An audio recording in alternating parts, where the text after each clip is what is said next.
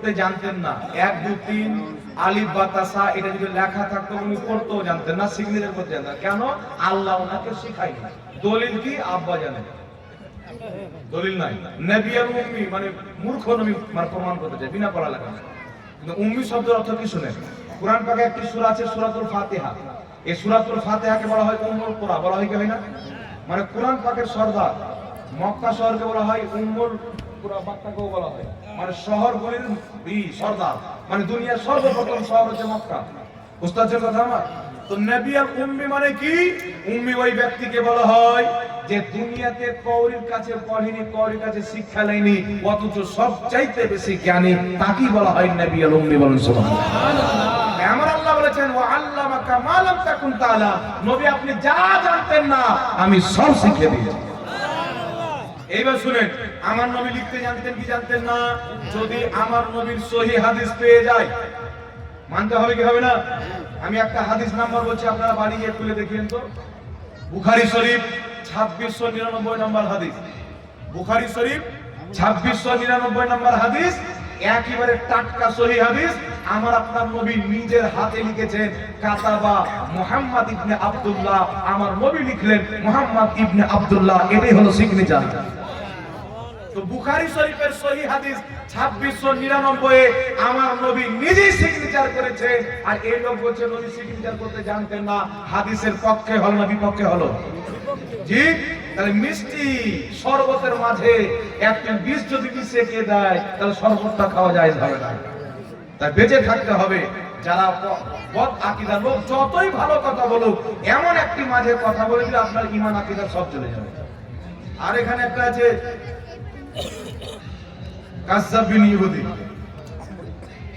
এটা বাংলাদেশের বক্তা আছে আব্দুর রাজ্জাক বিন ইউসুফ। নবী পাকের গুস্তাখি করার জন্য আমি ওকে কাজ্জাব বিন ইহুদি বলি। কেন? ওই বলেছে নবীর মুখ দিয়ে দুর্গন্ধ বের হয়। নাউজুবিল্লাহ। কিন্তু বুখারী মুসলিমের হাদিস ভরা। সাহাবায়ে কেরাম নবী পাকের ঘামকে আতর হিসেবে ব্যবহার করতেন, কারণ মুস্তাহাম করে যে খুশবু নাই, মুহাম্মদ রাসূলুল্লাহ ঘামে ওই খুশবু আল্লাহ রেখেছেন। বলেন সুবহানাল্লাহ সুবহানাল্লাহ। আরেকটি হাদিস, নবী পাক সাল্লাল্লাহু আলাইহি ওয়াসাল্লামের ঘামে খুশবু, শরীরে খুশবু, জামাতে খুশবু। আর যেই জবানে নবী পাকের আল্লাহ কথা বলে, এই গাধা বলছেন ওই জবান দিয়ে দুর্গন্ধ বের হয়।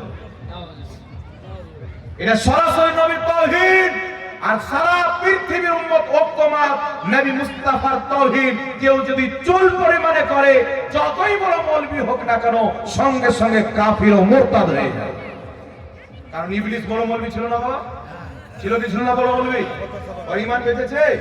তাই শুনেন, এদের বক্তব্য শোনা থেকে বেঁচে থাকবেন। এই লোকটা বলেছে নবী, একে জিজ্ঞাসা করা হয়েছে যে কোন পীর শাফাত করতে পারবে কি পারবে না? পীর বলি তো দূরে থাক, নবী পাক নিজেই মিজানের দিকে ভ্যাল ভ্যাল করে তাকিয়ে থাকবে, আমার নেকির পাল্লা ভারী হচ্ছে না আমার গুনার পাল্লা ভারী হচ্ছে? কেউ যদি নবীর গুনাহ মানে মুসলমান না কাফির? কেউ বলবে কথায় কথায় কাফির, বলে কথায় না বেটা, এটা ইসলামের ফতোয়া যে কেউ যদি বলে নবীগণের গুনাহ আছে ও কাফির। কারণ আকীদা হচ্ছে আল আম্বিয়া ও মাসুম, প্রত্যেক নবী নিষ্পাপ মাসুম। আর ওই আমাদের নবীকে ভ্যাল ভ্যাল করে তাকিয়ে থাকবে, ভ্যাল ভ্যাল করে তোমার মতন কুকুর চাইয়ে থাকবে।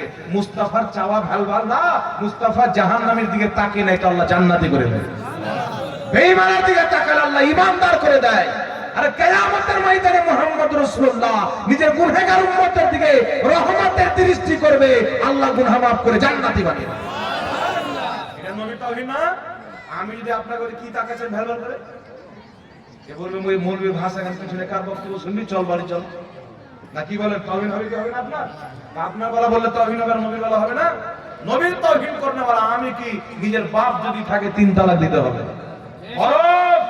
হযরত আবু উবাইদা বিন জাররা যুদ্ধের ময়দানে নিজের বাপকে হত্যা করার পর রাসূলুল্লাহর দরবারে এসে বলছেন, হুজুর আমার বাপের মোকাবেলায় যেতে নিষেধ করেছিলেন কিন্তু আমি সহ্য করতে পারিনি, আপনার বিপক্ষে এসে সাহাবাকে শহীদ করছিল, আমি আমার বাপকে হত্যা করে দিয়েছি, আমার সাজা কি হবে? নবী পাক বলেছেন তুমি আল্লাহকেও রাজি করেছো, মুহাম্মদ রাসূলুল্লাহকেও রাজি করেছো। সুবহানাল্লাহ। তিনি খুশিতে যখন যেতে লাগলেন, নবী বলছেন সাহাবী তোমরা যদি জান্নাতি দেখতে চাও আবু উবাইদা বিন জাররাকে দেখো, সে আমার মহব্বতে, আমার খোদার মহব্বতে নিজের বাপকে হত্যা করেছে, আল্লাহ জান্নাত ওয়াজিব করে দিয়েছে। সুবহানাল্লাহ। নবীর বিপক্ষে পক্ষে জানেওয়ালা, জন্মদাতা বাপ হোক না কেন, পিতা হোক না কেন, আত্মীয় স্বজন হোক না কেন, রাসূলুল্লাহর চুল পরিমাণে তাওহীদ করনেওয়ালার সাথে যারা সম্পর্ক রাখবে তাদের ঠিকানাও চিরস্থায়ী জাহান্নামী হবে। এক দুদিনকার না, চিরস্থায়ী জাহান্নামী হবে। তাই মাসলাকে আলা হযরতের पैगाम হচ্ছে, নবী से जो हो बेगाना उसे दिल से जुदा कर दे, पेदर मादर बिरादर मालो जा सब कुछ नबी पर फिदा कर। তার কারণে সাহাবা নবী পাকের সামনে কথা বলতেন তো সাহাবায়ে কেরাম বলতেন, ফিদাকা আবি ওয়া উম্মি ইয়া রাসূলুল্লাহ, ইয়া রাসূলুল্লাহ আপনার কদমে আমাদের বাপও কুরবান, আমাদের মাও কুরবান, বলেন সুবহানাল্লাহ।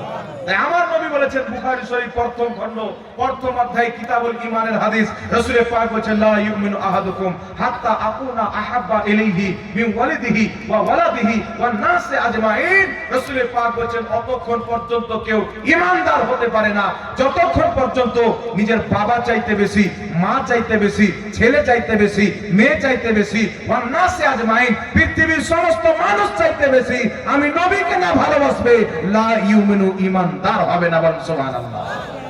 তাই মায়ের মহব্বত তো আছে কিন্তু পরে, রাসূলুল্লাহর মহব্বত আগে। বাপের মহব্বত আছে কিন্তু পরে, রাসূলুল্লাহর মহব্বত আগে। তাই শুনেন, ছুটে দুনিয়া তো ছুটনে দেনা, মুস্তাফা কা দামন কभी না छोड़ना। আল্লাহ পাক বুঝার তৌফিক দান করুন, সকলকে আল্লাহুম্মা আমিন। টাইম তো অনেক হয়ে যাচ্ছে। যাই হোক ব্রাদার ইসলাম, আমার তো অনেক টাইম হয়ে গেছে, আর 10-12 মিনিট আছে। এই বক্তা আনতে পাঠিয়ে দেন। জি 10টা অনেক লম্বা হয়ে যাবে না, বলার তো অনেক কিছু আছে।